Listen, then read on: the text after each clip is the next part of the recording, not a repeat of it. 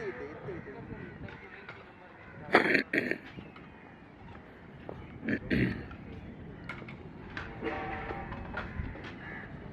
को कल की पार्टी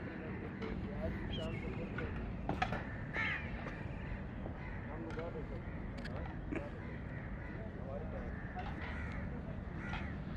हमारे टावर में डैडी की जो आज है आज की ज्वाइन करवाया फिर रात को 6 बजे लड़के को 5 लड़के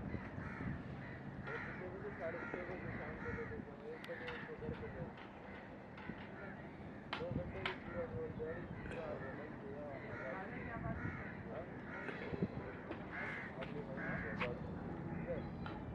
अगर हो गया तो बड़ी बात है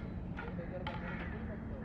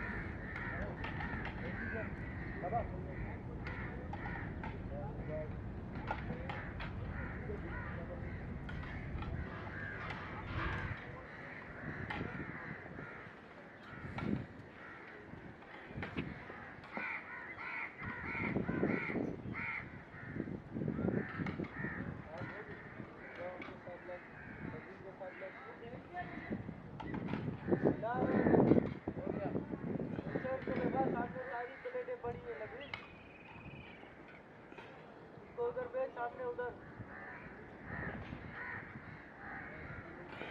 वो सामने जा सामने ये वाली हाँ तो देख आया